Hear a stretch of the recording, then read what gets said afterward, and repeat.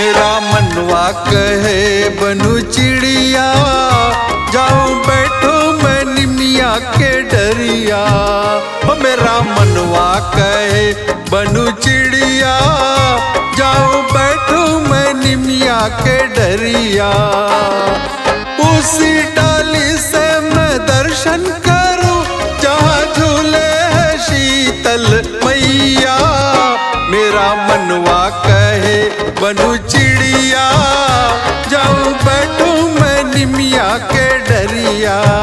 ओ मेरा मनवा कहे बनू चिड़िया, जाऊं बैठूं मैं निमिया के डरिया।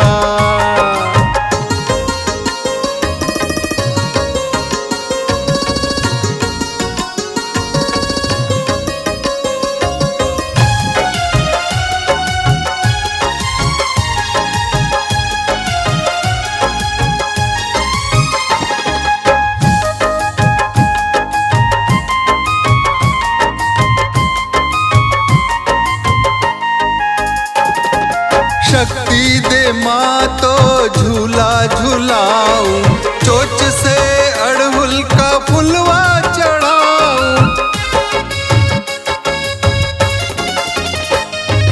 वाणी दे माँ तो गरबा में गाऊं, गरबा के गीत मैया को सुनाऊं। और नाचूं मैं लेके बलैया, जाऊं बैठूं मैं निमिया के डरिया। ओ मेरा मनवा कहे बनू चिड़िया, जाऊं बैठूं मैं निमिया के डरिया।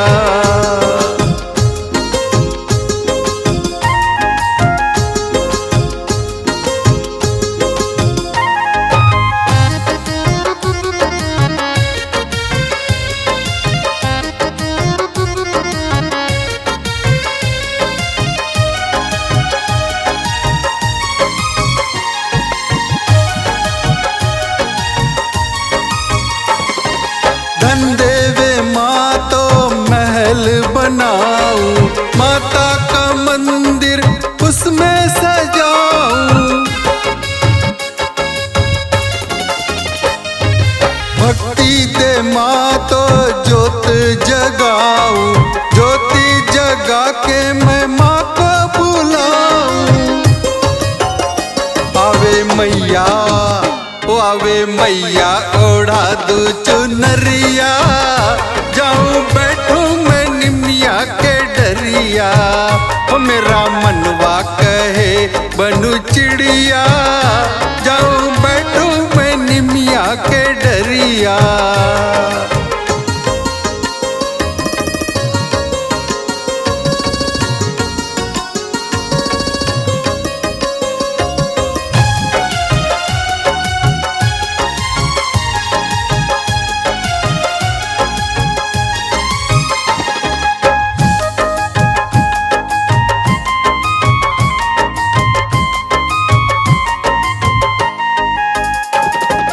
अन्न देवे माँ तो भोग बनाऊं, हलवा और पूरी मैया को जिमाऊं।